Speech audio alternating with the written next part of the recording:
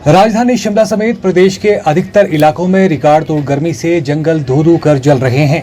राजधानी के तारादेवी के जंगलों में भयानक आग लगी हुई है। आग लगने की वजह से करोड़ों रुपए की वन संपदा जलकर खाक हो चुकी है।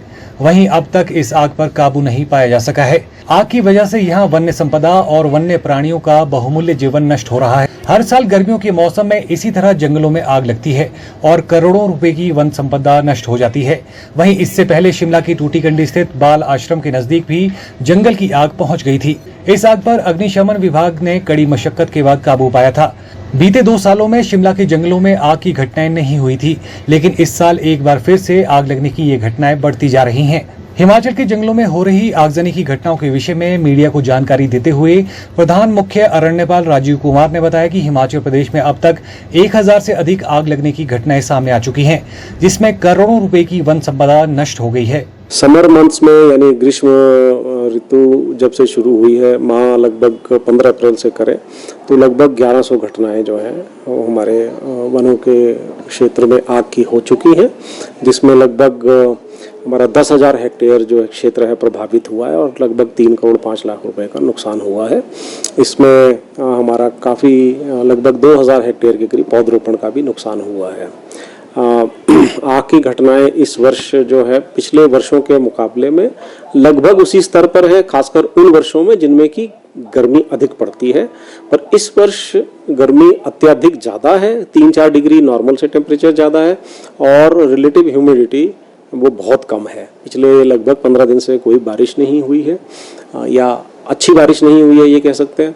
और जब 40% से नीचे रिलेटिव ह्यूमिडिटी चली जाती है तो आग लगने का खतरा बहुत ज़्यादा बढ़ जाता है। वन विभाग ने जब हर वर्ष की तरह इस साल भी जब सर्दी का मौसम था उस समय तैयारी की जाती है, वो कर ली थी अपना control burning, fire line clearance.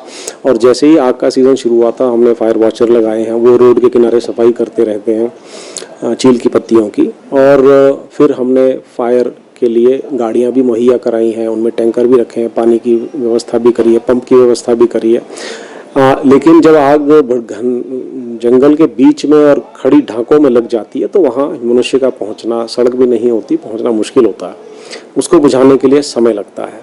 बहुत सारी जब घटनाएं हो जाती हैं तो स्टाफ सीमित होने की वजह से ये ज़रूर है कि केवल वन विभाग की ही जिम्मेदारी नहीं रह जाती, हम सब की जिम्मेदारी है। ये वन हम सब के हैं, ये पूरे समाज के वन है, पूरे प्रदेश के वन है और प्रदेश की खूबसूरती का बहुत बड़ा योगदान है इसके अंदर। और पानी और बर्फ़ का भी बहुत बड़ा योगदान जो है प्रदेश के वन जो है, और खासकर हमारी वनस्पति तरह तरह की जीव जंतु जो है वो सब इन वनों से ही हैं। तो वनों की रक्षा करना हम सबका कर्तव्य है, पूरे समाज का कर्तव्य है। वन विभाग अपनी कार्रवाई कर रहा है, करता रहेगा।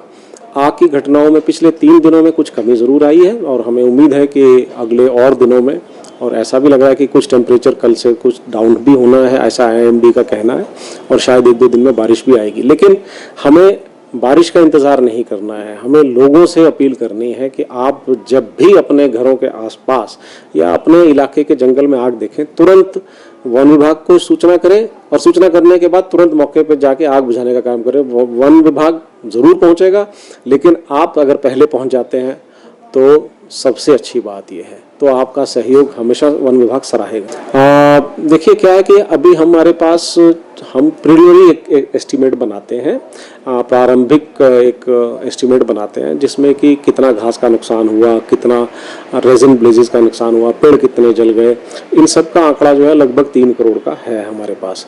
लेकिन ये ज़रूर है कि जब मानसून आता है हमारे बहुत सारे पेड़ पौधे झाड़ियाँ रिवाइव भी कर जाते हैं, अगर बहुत ज़्यादा गहरी आग नहीं है, क्योंकि आग अगर हवा होती है तो आग जो है बड़ी तेज़ी से आगे भी बढ़ जाती है।